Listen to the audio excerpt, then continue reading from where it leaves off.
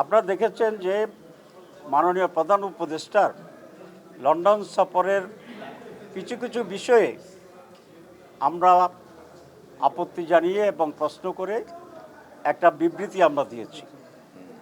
সেই বিবৃতিটাই হচ্ছে ওনার লন্ডন সফরের ব্যাপারে আমাদের অফিসিয়াল স্ট্যান্ড, এবং এটা আমাদের নির্বাহী বৈঠকেই, হাইস্ট বডি যেটা আমাদের অ্যাপেক্স বডি, সেই নির্বাহী বৈঠকের সিদ্ধান্ত ভিত্তিতেই এটা এবং অ্যাপ্রুভালের ভিত্তিতেই সেই স্টেটমেন্ট আমরা দিয়েছি। জেনেক্সে শিফট করো, লাইফকে লিফট করো। মাননীয় প্রধান উপদেষ্টা লন্ডনে গিয়েছেন অ্যাওয়ার্ড আনার জন্যে, টাকা ফেরত আনার জন্যে,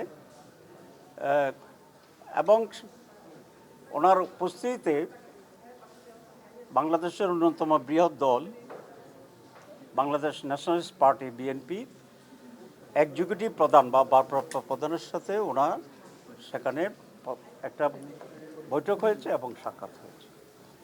এটাকে আমরা ওয়েলকাম করেছি এবং মিটিংয়ের আগের দিন অনেকগুলো পত্রিকায়, বিশেষ করে প্রথম আলোতে আমার বক্তব্য, ওয়েলকামিং বক্তব্য খুব স্পষ্ট হয়েছে।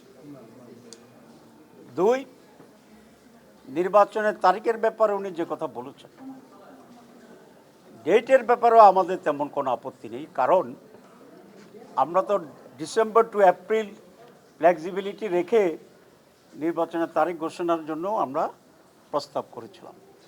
সুতরাং ডিসেম্বর হইলেও এটা আমাদের দাবির ভিতরেই হতো। এখন যে ফেব্রুয়ারির ব্যাপারে করার কিছু শর্ত সাপেক্ষে যে ফেব্রুয়ারির কথা বলা হয়েছে, সেখানেও আমাদের প্রস্তাবের ভিতরেই আছে। এপ্রিলে যদি হয়তো যেটা উনি ঘোষণা করেছিলেন, সেটাও আমাদের প্রস্তাবের ভিতরেই ছিল।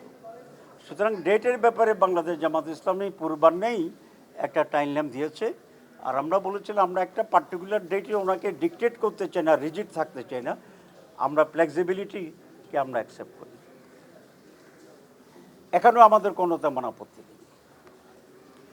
আমরা যে জায়গাটায় প্রশ্ন তুলেছি যে উনি জাতির উদ্দেশ্যে একটা ভাষণ দিয়েছেন, ভাষণ দিয়েই টেলিভিশনে একটা তারিখ ঘোষণা করছেন।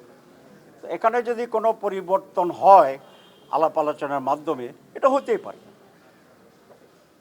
বিএনপি একটি বড় দল, তাদেরও দাবি ছিল, এবং আলোচনা করে উনি যদি কনভিন্সড হন যে এটা চেঞ্জ হতে পারে, হতে পারে, এখানে আমাদের কোনো কথা নেই। কিন্তু সেটা ভালো হইতেও, যেহেতু উনি একটা টেলিভিশনে কমিটমেন্ট করেছিলেন, বাংলাদেশে এসে আবার কথাবার্তা বলে এটাকে উনি রিভাইজ করতে পারতেন, কিন্তু সেটা উনি করেন নাই। 2, আমরা বিশ্বের সাথে দেখলাম যে উনি একটি দলের প্রতিনিধির সাথে জয়েন্ট স্টেটমেন্ট করেছেন, যৌথ বিবৃতি। এটা পৃথিবীর ইতিহাসে রিপিট হয়েছে, আছে কি না এক্সাম্পল আমাদের জানা নেই। বিভিন্ন দেশের সরকারের সাথে প্রধান বিরোধী দল বা পার্লামেন্টের প্রতিনিধিত্বকারী দলগুলোর সাথে মিটিং হয়, কারণ তখন তাদের একটা স্ট্যাটাস ডিফাইন্ড। তো এখানে বহুদলীয় গণতন্ত্রের 100-এরও বেশি দল আমাদের দেশে আছে, তাহলে তো এমন এক কালচার তৈরি হবে, উনি যার সাথে কথা বলেন একটা জয়েন্ট স্টেটমেন্ট করতে হবে। আমরা মনে করি এটা নজিরবিহীন ছিল এবং এটা প্রপার ছিল না। এতে অন্যান্য বাকি সকল দলেই কিছুটা বিব্রত হয়েছে, আমরাও সেরকম এটা ফিল করি। ব্যক্তিগতভাবে জামাতে ইসলামী নয়, অ্যাজ হোল সকল দলগুলো এখানে কিছুটা বিব্রত হওয়ার মতো পরিস্থিতি তৈরি হয়েছে। জয়েন্ট স্টেটমেন্ট এবং জয়েন্ট প্রেস ব্রিফিং, এখানে আমাদের আপত্তি।